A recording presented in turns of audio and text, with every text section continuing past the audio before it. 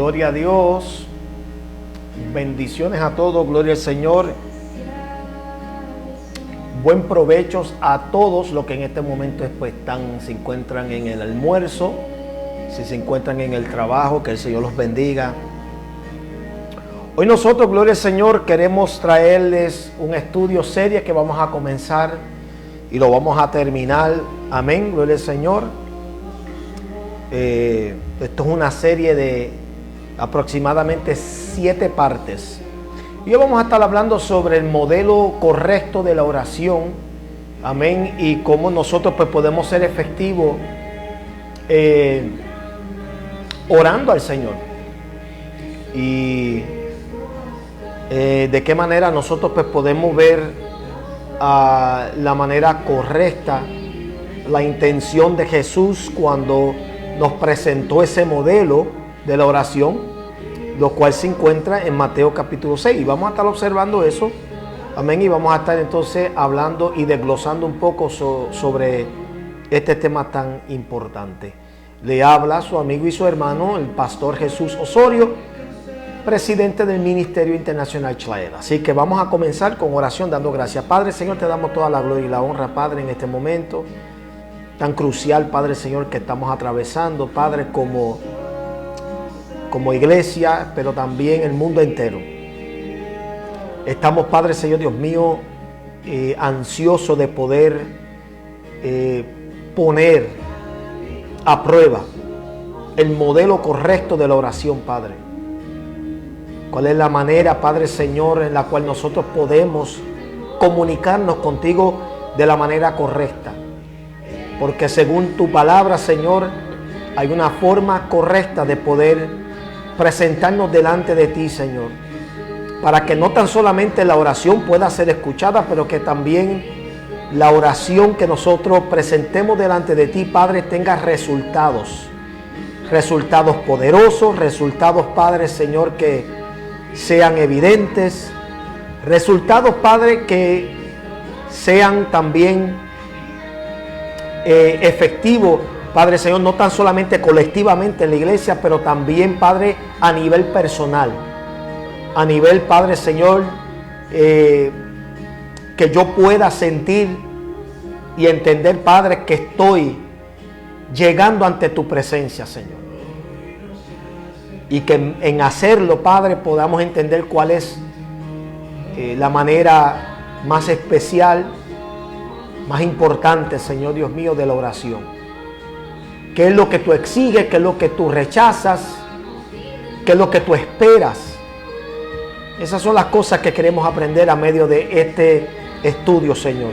Espíritu Santo de Dios, ayúdanos a que se pueda abrir nuestro entendimiento, Señor, y que podamos comprender, Padre, en el nombre de Jesús, una vez por todas, cuál es el modelo, el verdadero modelo para orar, y que podamos nosotros sentirnos a gusto haciéndolo. En el nombre de Jesucristo de Nazaret te damos gracias.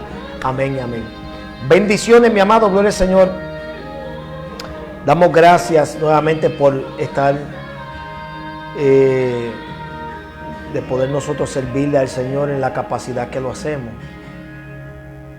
La oración.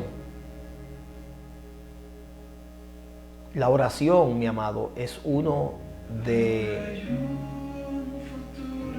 una de las cosas que el cristiano hoy día, y les voy a dar datos, hay un gran sinnúmero de cristianos que no les gusta orar. Punto y se acabó. Eso no lo digo yo. Eso está, hay datas de eso.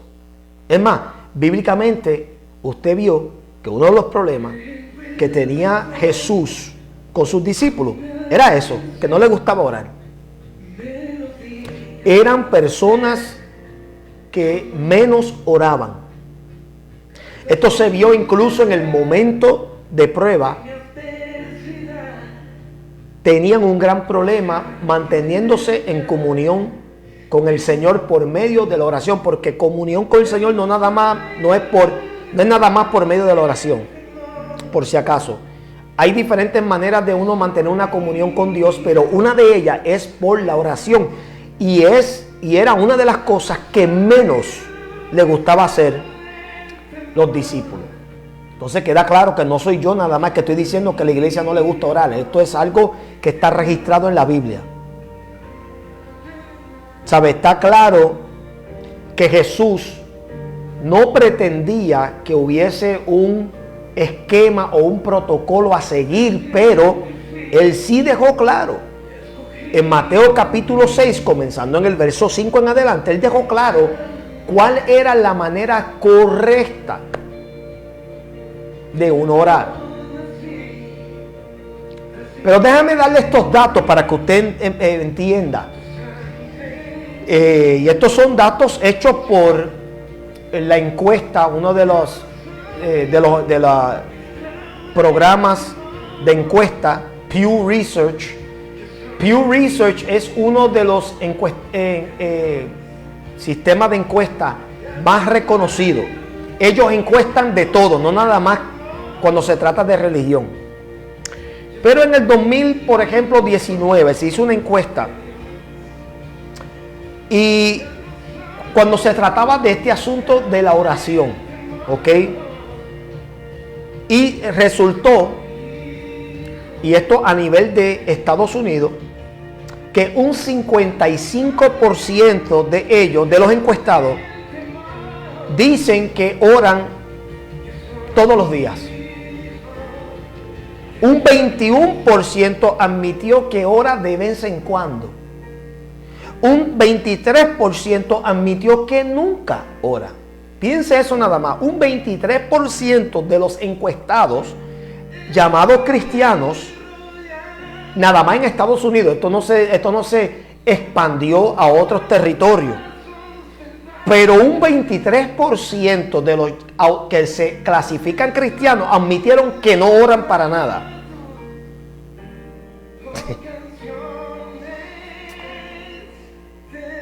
Se dice entre los afiliados de un 20% que tiene alguna afiliación religiosa, o sea, es decir, no se catalogaron evangélicos, metodistas, bautistas, no, simplemente no quisieron mencionar a qué denominación pertenecían, dijeron que tenían alguna afiliación religiosa, un 20% dijeron que oran diariamente. De la encuesta se descubrió que entre las mujeres tenían un alto porcentaje de orar más que los hombres. Las mujeres, un 64% oran más que los hombres, 46%. Cuando se hizo una encuesta en términos de edades, se descubrió que entre los que tienen 65 años o más, son mucho más propensos en orar que los adultos que tienen 30 años o menos.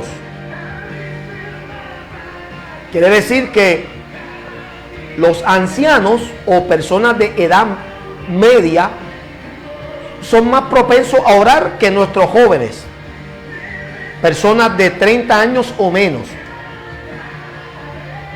Y eso yo lo creo porque, mira, y esto es importante que yo diga esto. Hay iglesias que se gozan cuando casi toda la iglesia son puros jóvenes.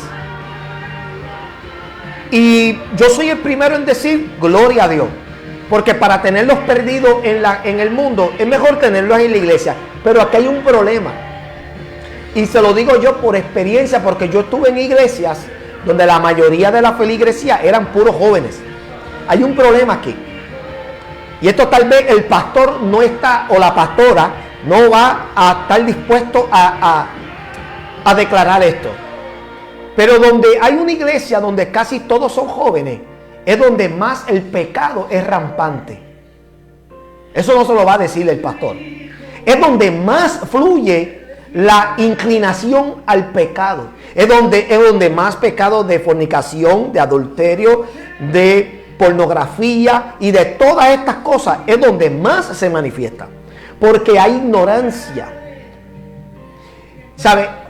Juventud equivale a fuerza, equivale a a actividad, a motivación, a que están a fuego. También puede ser sinónimo a todas estas cosas, pero también es sinónimo a inmadurez. Y se lo está diciendo uno que estuvo en una iglesia donde mayormente eran jóvenes y los desastres que se formaban, los escándalos que se descubrían, donde algunos jovencitos o jovencitas estaban entrando en actos ilícitos y dentro de la misma juventud. Yo estuve en una iglesia donde eso era un quita-tipón de novia. Y aquel se metía con la novia de aquel otro y después se descansaba y se unía con... O sea, eso es un desbarajuste. Entonces, por un lado, yo aplaudo de que haya mucha juventud en una iglesia, pero, ojo, hay mucha inmadurez dentro de la juventud. Hay mucha inestabilidad. Hay muchos trastornos mentales que ocurren en muchos de esos jóvenes. Entonces, todo esto es importante tocar porque la oración de hoy se ha tornado una muy monótona, muy seca, muy apática. Hay gente de verdad que no le gusta orar, no le gusta. Tú mencionas hoy un culto de oración y usted va a encontrar que muy poca gente le va a asistir. Muy poca gente le va a querer ir porque encuentran aburrido un culto de oración. Porque un culto de oración implica eso, que tú tienes que estar de rodillas orando. No, esto no es que tú vas a estar dando un devocional. Un culto de oración no implica que tú vas a estar dando un concierto musical. Un culto de oración no es que tú vas a ir a ensayar. Un culto de oración no significa que tú vas a ir a bochinchar y a charlar No, un culto de oración implica que tú vas a llegar a la casa de Dios y tú te vas a dedicar a orar, a interceder, a gemir delante de Dios. Y este tipo de práctica o servicio, más del 60% no les gusta. Montan excusas: no puedo ir, estoy enfermo; no puedo ir, voy a salir tarde del trabajo; no puedo ir porque estoy haciendo unos encargos; no puedo ir porque tengo que cuidar niños; no puedo ir porque me llegó visita, etcétera. Todas las excusas habidas y por haber sale cuando se anuncia un culto de oración. Entonces, la oración, queda claro que aunque es lo más esencial para la vida cristiana, es lo menos que a la gente le gusta hacer. Es lo menos. Vamos a ser sinceros, la iglesia de este tiempo es cuando más alejada está de la oración. Mi amado, yo recuerdo como pastor cuando comencé la primera obra en Milwaukee en el 2007, yo recuerdo que yo invoqué una oración y me encontré yo solo, orando. Solo. ¿Tú me estás entendiendo? Solo. Ni la familia se apareció. Solo. En el templo. Nadie apareció. Yo he estado en otras iglesias donde yo recuerdo en una ocasión donde éramos yo y el pastor nada más orando. Nadie vino. Y el que llegaba tardísimo. Yo sé de lo que estoy hablando. Estas cosas yo las he visto ya. La gente no le gusta la oración. Pero quieren que Dios obre cuando están enfermos, cuando están postrados en un hospital. Quieren que Dios haga un milagro en sus vidas. Quieren que de momento Dios intervenga en sus asuntos. ¿Cómo? La oración es esencial, señores. Pero yo entiendo que vivimos en una temporada, en un tiempo, en un siglo, donde la oración es algo que aborrece a la gente.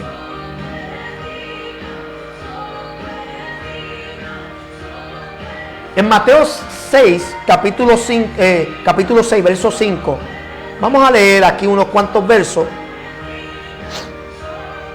Dice: y cuando ores, no seas como los hipócritas, porque ellos aman el orar en pie en las sinagogas y en las esquinas de las calles, para ser visto de los hombres. De cierto os digo que ya tienen su recompensa. Mas tú, cuando ores, entra en tu aposento y cerrada la puerta, ora a tu Padre que está en secreto, y a tu Padre que ve en lo secreto te recompensará en público. Y orando, no uséis vanas repeticiones como los gentiles, que piensan que por su palabrería serán oídos. No os hagáis pues semejante a ellos, porque vuestro Padre sabe de qué cosas tenéis necesidad, antes que vosotros la pidáis. Vosotros pues oraréis así: Padre nuestro que estás en los cielos, santificado sea tu nombre. Venga tu reino, hágase tu voluntad como en el cielo, así también en la tierra. El pan nuestro de cada día, dánoslo hoy. Y perdónanos nuestras deudas, como también nosotros perdonamos a nuestros deudores. Y no nos metas en tentación, mas líbranos del mal. Porque tuyo es el reino y el poder y la gloria por todos los siglos. Amén. Gloria al Señor. Vimos ahí que el Señor comenzó a darnos a nosotros un modelo. Y ese es el modelo que hoy nosotros vamos a desglosar. Amén. Gloria al Señor. Empezando con la primera parte. Pero antes de eso vamos a considerar 4 cosas importantes que tenemos que entender y comprender sobre lo que es sobre la oración, lo cual son importantes para que usted y yo podamos con confianza, con ánimo, con motivación, con gozo, podamos llegar delante de la presencia del Señor cuando lleguemos a ese momento de consagrarnos, que llegue ese momento donde nos vamos a separar para el Señor, un tiempo, ¿verdad?, dedicado para Él en la oración. Pero lo primero que vemos aquí, que la oración número 1 no debe de ser de una forma hipócrita. ¿Okay? No debe de ser de una forma hipócrita. En el verso 5 vemos eso. Y cuando ores, no seas como los hipócritas. El término hipócrita surge del griego hipócrites y se divide prácticamente en 2 partes. Hipo, que habla de máscara, y crites, que habla de respuesta. Combinado esos 2 términos significa una respuesta con máscara. Repito, hipócrites, que es la palabra griego de hipócrita, se divide en 2 partes. Hipo, que habla de máscara; crites, que habla de respuesta. Cuando tú las combinas y forma la palabra hipócrites, significa una respuesta con una careta. Entonces, lo que Jesús está diciendo aquí, amén, es que no podemos venir delante del Señor con una careta esperando recibir una respuesta. Y muchos de nosotros venimos como hipócritas delante de Dios. Es más, la palabra hipócrita se utilizaba también para actores. ¿Sabe usted que un actor es un hipócrita? ¿Ve? Pero no en ese sentido como hoy lo conocemos. Un actor es un hipócrita porque está asumiendo un papel, está actuando para poder causar una impresión o una respuesta de aquellos que lo observan actuar.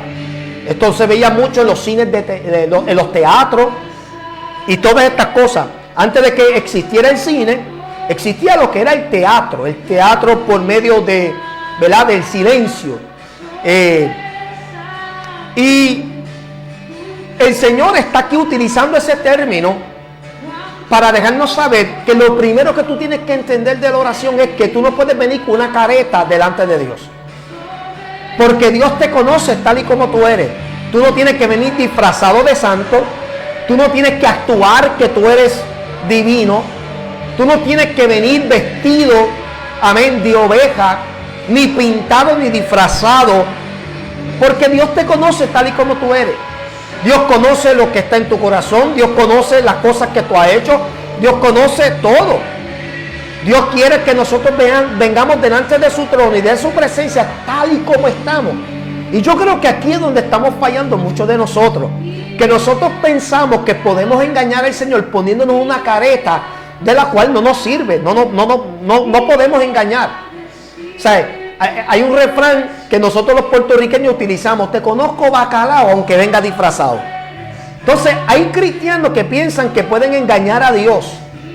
Pueden venir delante de Él con esta careta cuando que ya Él sabe quién tú eres. Él te conoce antes de que tú vengas ante su presencia. Antes de que tú trates de mover gloria. Antes de que tú trates de invocar chequina. Ya Él te conoce. Ya Él sabe cómo está tu corazón. Ya Él sabe cuáles son tus intenciones. Ya Él sabe cuál es tu actitud. Entonces es mejor venir tal y como somos, porque así Él nos va a recibir. Y aparte de eso, que se te va a hacer más fácil que Él pueda escucharte, versus a que Él no sepa ni con quién está hablando. Porque esa es otra cosa. Quien se pone una careta, tú no podrás saber con quién tú estás hablando. Tú no podrás saber si estás hablando con la persona real o con el actor. Entonces, Él dice aquí en el verso 5, y cuando ores, no seas como los que se ponen una careta esperando una respuesta. Porque ellos aman el orar en pie y en la sinagoga. Está hablando de algo aquí. El hipócrita busca demostrar algo externamente que en realidad no es. Entonces, para nosotros poder tener éxito en la oración, es importante que tú no vengas con un espíritu hipócrita. Aunque nosotros despectivamente utilizamos el término hipócrita para hablar de una persona que por ejemplo, podemos llamar a una persona hipócrita cuando trata de señalar o juzgar una condición, una actitud de alguien y la persona anda peor. Eso es una forma de hablar de hipocresía. Hipocresía también es cuando la persona quiere juzgar olvidándose que él mismo o ella misma también es propensa a caer en lo mismo. ¿Sabe? Hay personas que pues tienen esta creencia de que ellos son tan santos y tan limpios que ellos tienen autoridad ahora para hablar de los demás, olvidándose que ellos todavía viven en esta tierra. Eso es otra forma de llamar hipócrita.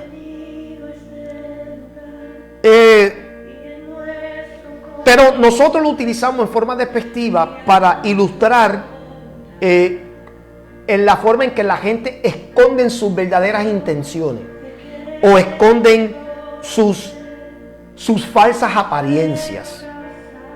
Entonces, lo primero es que la oración no puede ser una con falsas intenciones, falsas apariencias. Amén, porque tú no puedes engañar a Dios. Dios no puede ser burlado. Nuevamente, es mejor tú venir delante del Señor sabiendo ya de antemano que Él ya te conoce. Tú no tienes que venir disfrazado, ni pintado, enmascarado, ni nada por el estilo, porque Él ya sabe quién tú eres. Número 2. Es más, déjame leerle otro aquí. Y esto lo vemos también en Mateo 15:8 y lo vemos en Isaías 29:13. Dice, porque este pueblo se acerca a mí con su boca y con sus labios me honran, pero su corazón está lejos de mí. Esto es una forma también de hablar de hipocresía. Hay personas, mi amado, que obviamente fácilmente tú los puedes catalogar como que son verdaderos cristianos por lo que tú estás viendo externamente. Pero el corazón es lo que el Señor discierne. Y es el corazón lo que en ocasiones está distante de Dios. Aunque en las apariencias de entender que estamos bien cerca de Dios cuando en realidad no lo es. Número 2. Tenemos que entender que la oración es un diálogo en secreto. La oración es un diálogo en secreto. El verso 6 del capítulo 6 de Mateo, verso 6. Mira lo que dice: mas tú cuando ores, entra en tu aposento y cerrada la puerta, ora a tu Padre que está en secreto, y tu Padre que ve en lo secreto te recompensará en público. Ahora ustedes entienden por qué yo no creo mucho en estas oraciones colectivas que se hacen en plena vista de toda la gente. Por eso es que yo no creo en esas oraciones. Claro, es tremendo, se vio bien orquestado. Por ejemplo, durante la pandemia vimos un montón de gente orando orquestadamente. Eso era una coreografía brutal. donde todo el mundo se veía arrodillado en el suelo y en las calles orando para que Dios detuviera la pandemia. Pregunto yo ahora, después de un año, ¿Dios paró la pandemia? No. Entonces quiere decir que esa gente se pelaron las rodillas, cogieron sol y se quemaron, perdieron tiempo, porque eso es una oración, eso es una de las cosas que Dios, otra forma de la oración que Dios no responde, porque es una oración hipócrita, es una oración que no se diseñó para que fuese hecha en público.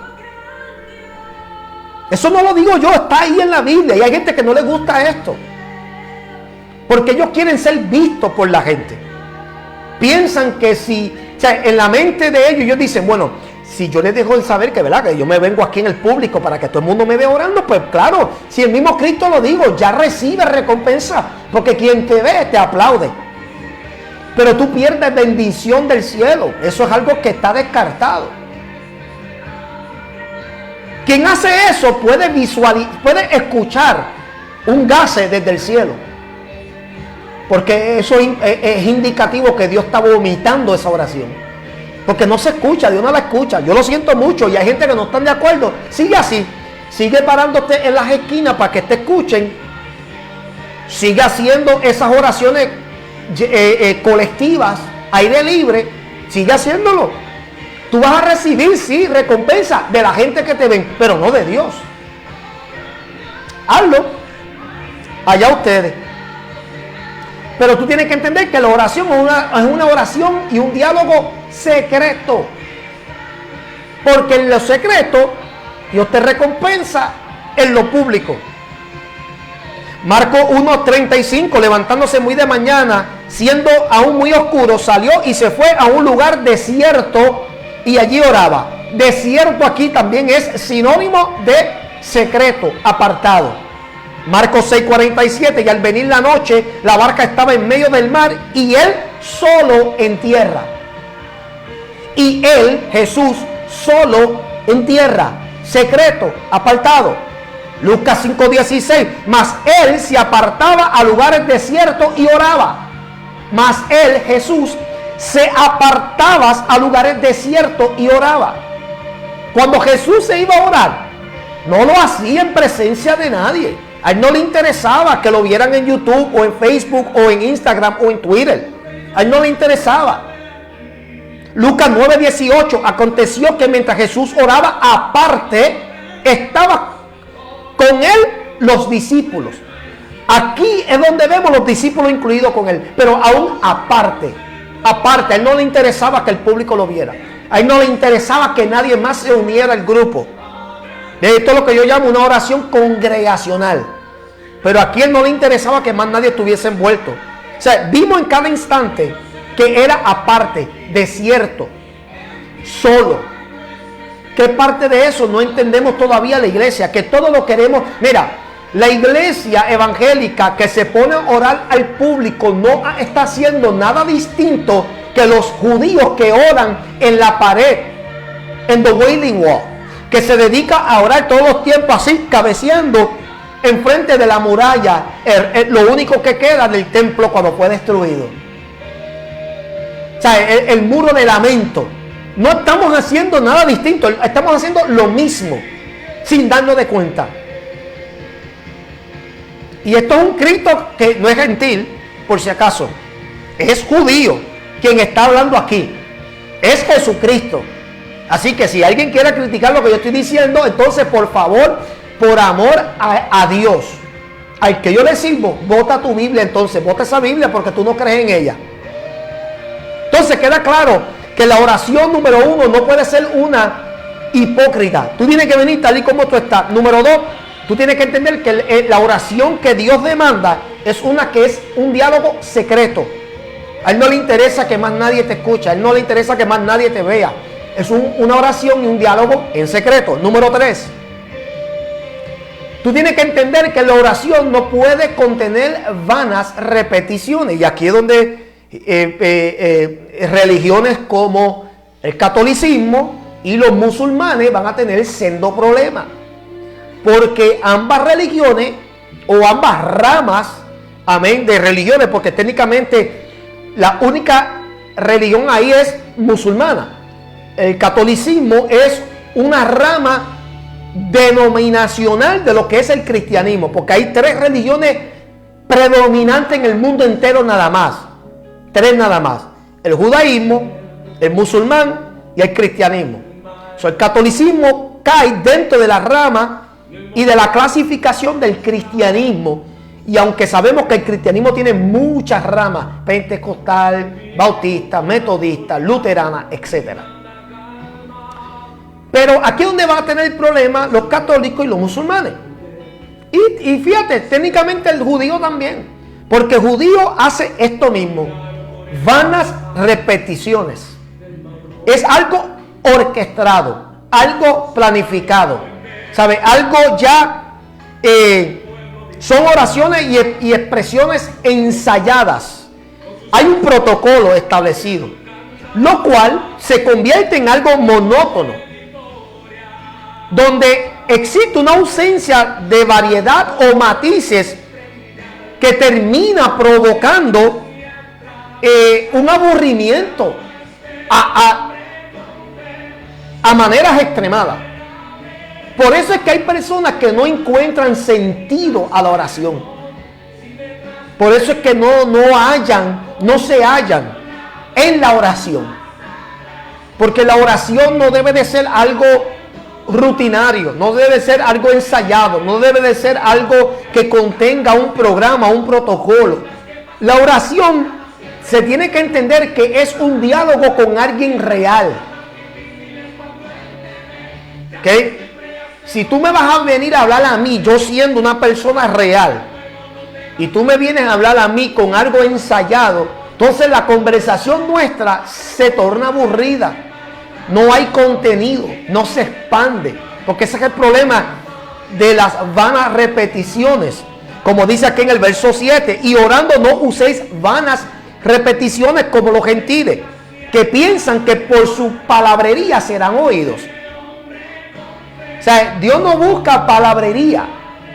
A Dios no le impresiona tu lexicón, no le impresiona tu arte oratoria expresiva. A Él no le interesa que tú ahora vengas a lucir tu vocabulario universitario y teológico, porque eso para Él es basura. ¿Sabe? Él quiere que tú entiendas que Él no busca algo repetitivo, ensayado, algo monótono, algo seco, algo que no tiene fin. Él quiere que tú lo veas como una persona real y le hables como una persona real. Entonces, repetir cosas, escuchen bien, repetir cosas ocupa mucho tiempo.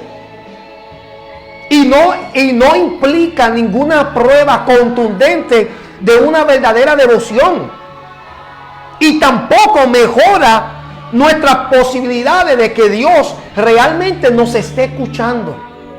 Por eso es importante que nosotros entendamos la manera correcta de orar al Señor. Dios es real. Y Dios no necesita palabreo. Dios lo que necesita es comunicación. Y yo pienso que hay gente que debería, en vez de coger clases de cómo mejorar su vocabulario, deberían de coger clases entonces de cómo comunicarse. Cógete una clasecita de comunicación efectiva. Eso es lo que tienes que coger clase. Comunicación efectiva, para que aprendas cómo tener una relación interpersonal con Dios, con ese Dios del cielo. Si a última hora vas a coger algún curso. Esa es mi recomendación. Y número 4, que tú tienes que entender que en la oración ya sabe Dios lo que te hace falta. Hay personas que vienen delante de Dios pensando que Dios no está ajeno de todo lo que está pasando. Y nosotros pensamos que nosotros estamos llevándole a Él las novedades del último momento. Es decir, hay personas que son reporteros de Dios y piensan que le tienen que estar llevando lo último en noticias a Dios, como si Dios está ajeno. Entonces comenzamos a entrar en este diálogo del Señor como si Él no sabe lo que está pasando, como si Él no sabe que tú estás batallando con conseguir un trabajo, Como si Él no sabe que tú tienes y estás pasando por una prueba de salud. Como si Él no sabe que tu casa está en caos, en crisis, tu matrimonio está desmoronándose, tus hijos se están apartando, son unos desobedientes. Como si Él no sabe que tú estás teniendo problemas en tu ministerio, en tu llamado, en tu identidad o en la iglesia. Como si Él no sabe que tú estás teniendo ciertos pensamientos que no son, amén, bíblicos. Estás teniendo pensamientos de frustración, de depresión, de suicidio. Como si Él no sabe nada. Y pensamos que cuando venimos delante del Señor, que tenemos que simplemente informarle. Es como si le presentáramos a Él un boletín y decirle: Señor, por si no te has enterado, esto es lo que estoy pasando y es lo que necesito que tú hagas. Dios ya lo sabe. En el verso 8 dice: no hagáis pues semejante a ellos, porque vuestro Padre sabe de qué cosas tenéis necesidad antes que vosotros las pidamos. O sea, Dios sabe lo que tú y yo necesitamos. Pero hay algo que en ocasiones nosotros no pedimos, que es mucho más importante que pedir que Él te busque un trabajo o que, no sé, sea cualquier necesidad en el momento. Y no por decir que ninguna de esas cosas no tienen validez. Lo que pasa es que hay cosas que no pueden ocupar la prioridad, por ejemplo, de tu crecimiento o madurez espiritual. Hay cosas que no pueden superceder el hecho de que tú necesitas fortalecerte más y crecer más en el don de la fe, de creer en Dios, aun cuando tú no ves nada o cuando tú no sientes nada de parte de Dios. ¿Sabes? Hay cosas que tienen mayor validez que simplemente que el oro, la plata, amén, cosas materiales, que aún incluso, amén, tu relación con tus seres queridos. Hay cosas que son más importantes.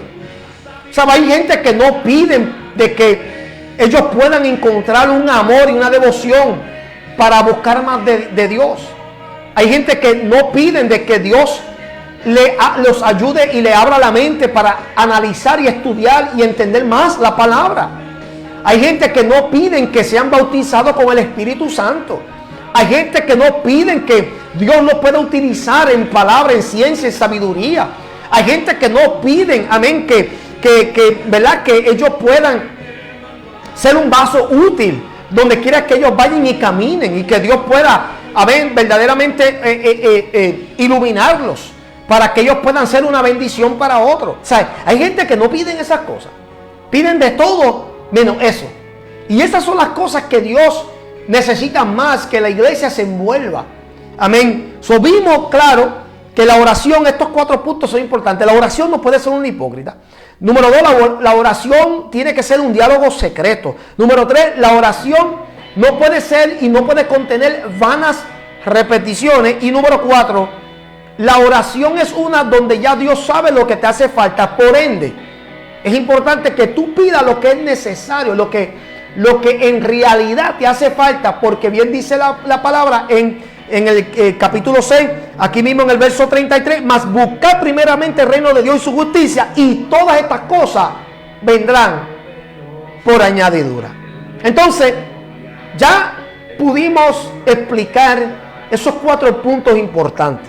Ahora vamos a tocar la primera parte del modelo de la oración, y con esto vamos a terminar esta primera parte de este estudio serie. Jesús comienza diciéndole amén a sus discípulos en el verso 9 de la manera como comenzar una oración. Por si hay alguien que no entiende cómo comenzar una oración, es importante que tú entiendas este modelo. Ahora, el Padre Nuestro Jesús no lo presentó para que ahora se utilizara como lo que muchos lo han hecho hoy, precisamente una forma de orar. Por ejemplo, Jesús no tuvo intención de que ahora tú utilizaras el Padre Nuestro, te arrodillaras y comenzaras a repetir eso. Padre Nuestro que estás en los cielos, santificado sea tu nombre. Y ya cuando culmine, ya terminó tu oración. Esa no fue la intención. Lo que Jesús estaba haciendo es presentándonos a nosotros un modelo. Cómo nosotros debemos de orar y cuáles son los pasos, qué ingrediente o procedimiento o proceso, como usted le quiera llamar. O sea, nos ayudó a cómo comenzar, cómo desarrollar y cómo terminar una oración. Lo cual yo encuentro que es estupendo. Porque esto verdaderamente te ayuda a ti a navegar a través de una comunicación efectiva con Dios, que va a lograr que cuando tú termines, tú te levantes de ahí rejuvenecido, que tú te levantes de ahí más fuerte, más dedicado, más motivado, más apasionado, más enfocado, más determinado. O sea, tú te levantas sabiendo que tu oración no fue en vano. Y te vas a dar de cuenta que vas a ser una persona verdaderamente más entusiasmada con las cosas de Dios, porque descubriste algo poderoso en la oración versus lo que tú sabías antes. Número uno, él comienza diciendo, el comienzo de toda oración debe de ser de la siguiente manera: Padre nuestro que estás en los cielos. Eso se ve en el verso 9. En eso nada más es que nos vamos a concentrar para esta primera parte.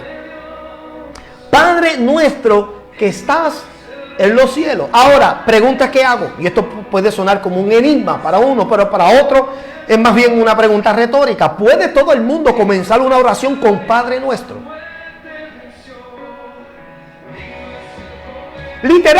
Literalmente sí. Vamos a ser sinceros, literalmente sí, cualquiera puede venir, hasta un impío. Padre nuestro, ¿por qué? Porque es algo que se ha venido a conocer. El Padre nuestro es algo que se conoce a nivel mundial. Todo el mundo conoce lo que es el Padre nuestro.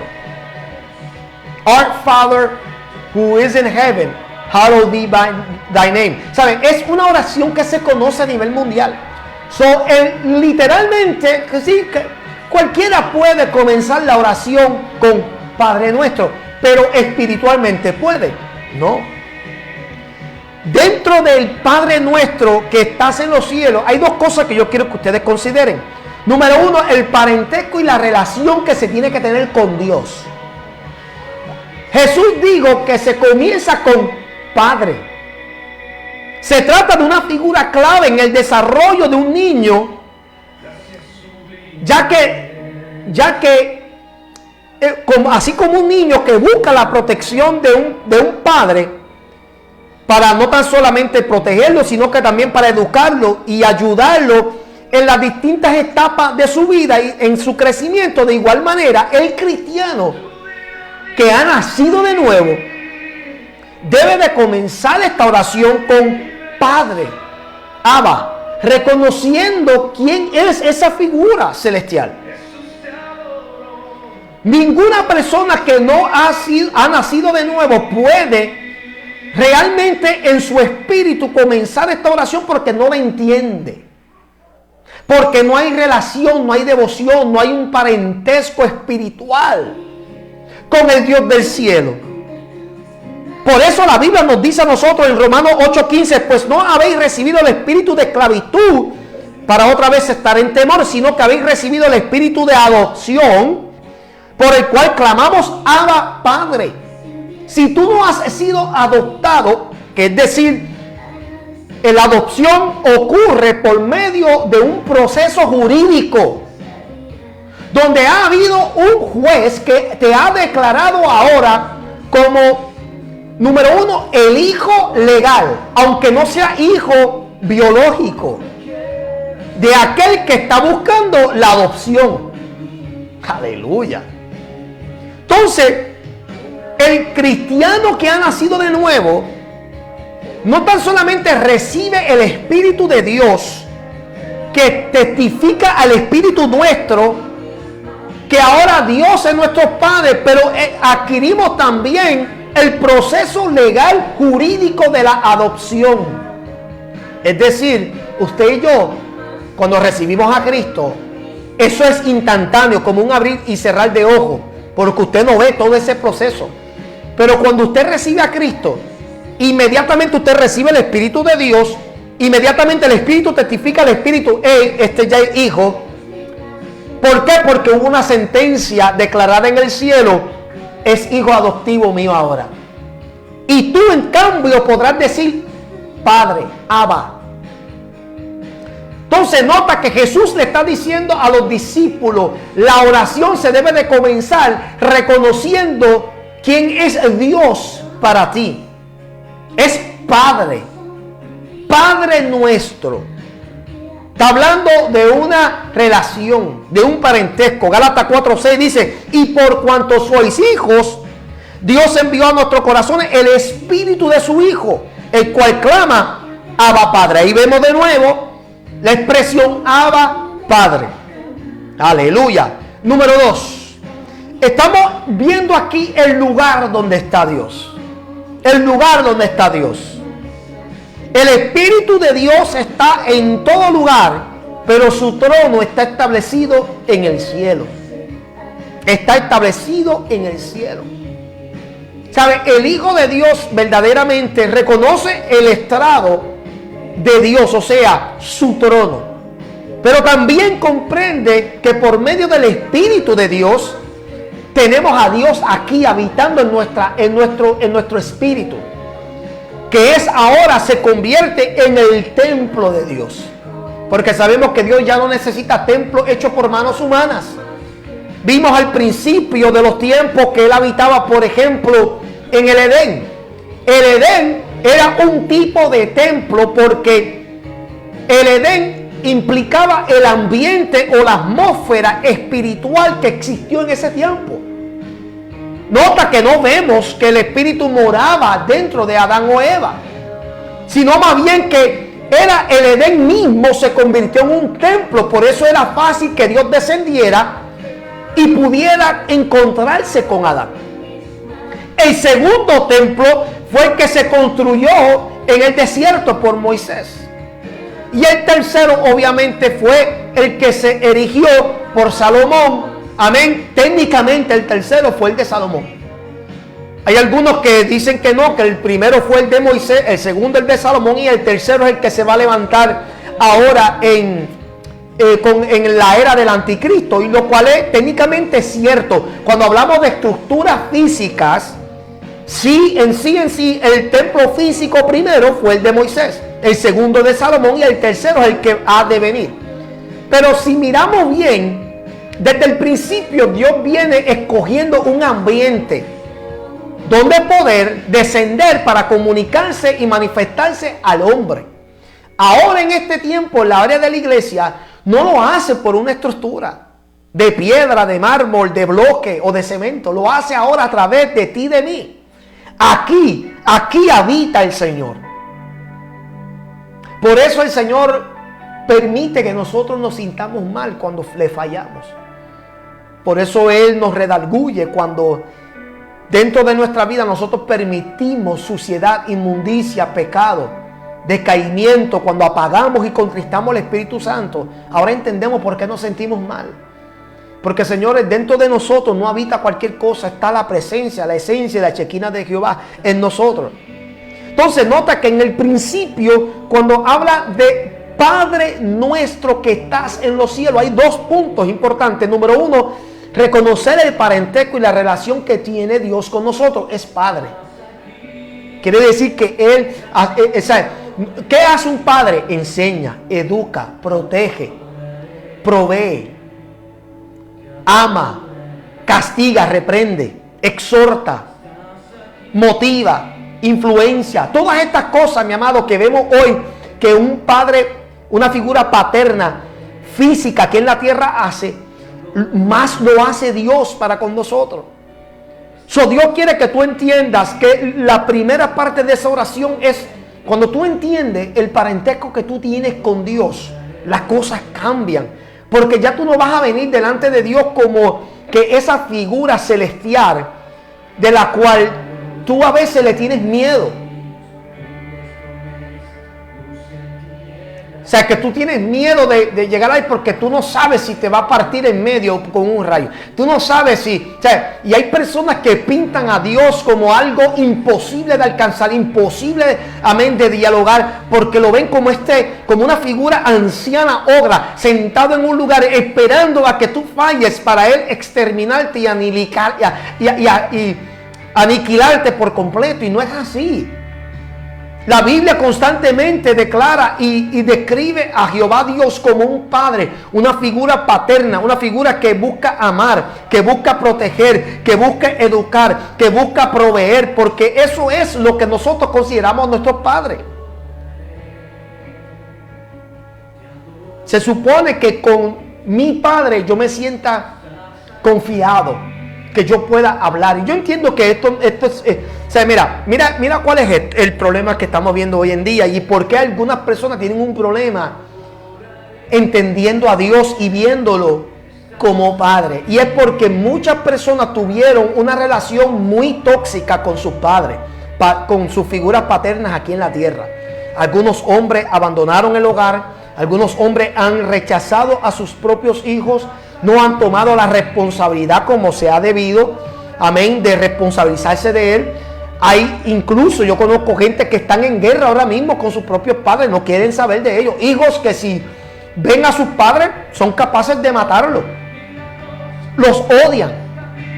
Entonces yo puedo entender por qué esas personas tendrían un problema de llamar a Dios Padre, porque comienza con la relación que han tenido con la figura paterna aquí en la tierra. Segundo, el lugar. Conocer dónde está Dios es igual de importante. Porque hay personas que a veces oran pensando que no tienen ni una idea concreta dónde estará Dios. Saben que está en el cielo, pero lo hacen que está sentado en las nubes, paseándose como una bruja por el ambiente, por el cielo. O sea, no tienen una idea concreta o una visión de dónde verdaderamente está Dios. Y por lo tanto, por eso es que vemos que hay personas que hacen como que minimizan el poder de Dios. Hacen a Dios como que de momento, como este ser supremo, por la misma vez limitado de poder arreglar cualquier asunto en la vida. ¿Por qué? Porque no tienen una idea clara, contundente, dónde está Dios. Y con esto yo no quiero decir que Dios tenga una dirección, porque técnicamente Dios no tiene una dirección. Nosotros, tú y yo, tenemos una dirección fija, donde nos ubicamos y donde vivimos, pero Dios no tiene una dirección. Dios tiene un lugar, pero no hay una dirección. O sea, Dios físicamente, si hablamos de físicamente, que sabemos que Él no es físico, o sea, nada de Él es físico, Él es todo espiritual. Pero si hablamos de un lugar donde Él se encuentra, está en el tercer cielo, según la visión que tuvo Pablo. Que dice él en Corintios capítulo 12, donde él tuvo una visión de subir al tercer cielo. Pero aparte de eso, sabemos que al mismo tiempo Dios es omnipresente, que puede estar en todo lugar al mismo tiempo, algo que el diablo no puede hacer. Él está en todo lugar al mismo tiempo. ¿Qué dice? Que Él está aquí ahora mismo conmigo y está en Japón, está en India, está en África, está en Italia, está en Jerusalén. Está en donde sea, donde se le invoca el nombre, Él está en todas partes. No importa. Ese es el Dios que le servimos. Habla de su lugar. Primera de Reyes, capítulo 8, verso 30. Oye pues la oración de tu siervo y de tu pueblo Israel. Cuando oren en este lugar, también tú lo oirás en el lugar de tu morada, en los cielos. Escucha y perdona. Nota que Salomón tenía el concepto correcto de dónde estaba Dios. Y él decía que cuando se haga una oración en el templo, tú lo oirás en el lugar de tu morada, en los cielos. Isaías 66, verso 1. Jehová dijo así: el cielo es mi trono y la tierra estrado de mis pies. ¿Dónde está la casa que me habéis de edificar? ¿Y dónde el lugar de mi reposo? Esto es una pregunta retórica. Él le está queriendo decir aquí al pueblo de Israel que no hay nada que le puedan edificar, no hay nada que le puedan construir, porque ya el cielo de él es su trono y la tierra es su estrado. No hay nada. ¿Dónde está? ¿Dónde está el templo? ¿Dónde está aquí la estructura? No hay nada que se le pueda hacer a Dios.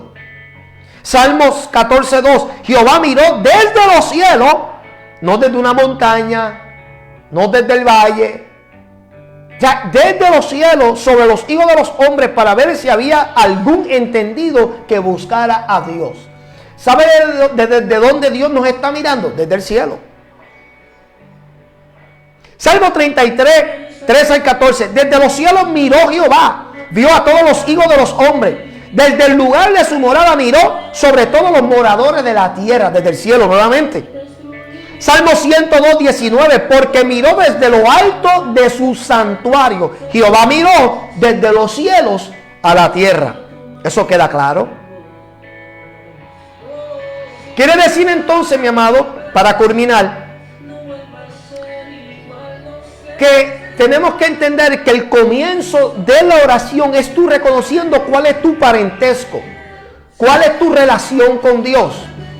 Y cuando tú conozcas esa relación, cuando tú conozcas ese parentesco, tú podrás dirigirte a Él como un hijo que sabe que está hablando con su papá, como un hijo que está hablando con su padre, porque tú entenderás que tú no estás hablando con un fantasma, que tú no estás hablando con una entidad, amén, desconocida, que tú no estás hablando, amén, con una aurora en el cielo, que tú no estás hablando con una fuerza magnética o una fuerza que se fuma. No, tú estás hablando con alguien real, alguien que tiene oídos para escuchar, ojos para ver, bocas para hablar, amén, que tiene todos los sentidos anatómicos que puede tener tú y yo.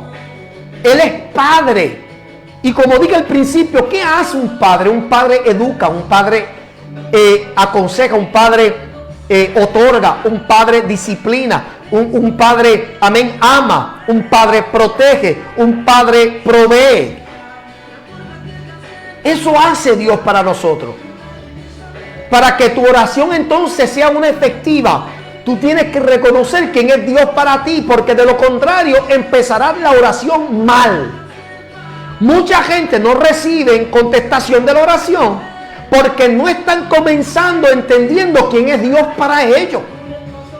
O sea, si Dios para ti no es nada más que simplemente, amén, un Dios supremo y grande, que lo es, pero si tú no puedes hacer la conexión de que Él es tu Padre, tú vas a tener un problema a la hora de orar, porque tu oración va a ser dirigida igualita que como muchas religiones que le oran a las estatuas, que le oran a una entidad desconocida, porque Padre implica algo mucho más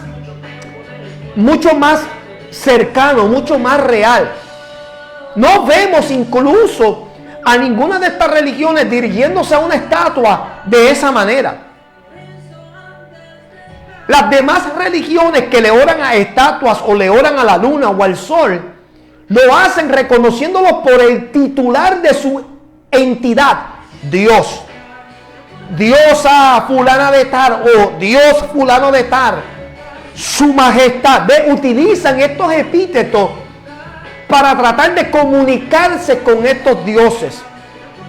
Pero a diferencia a estos otros dioses, Jesucristo dijo que la manera correcta de dirigirnos a Dios es utilizando el término que te identifica con Él.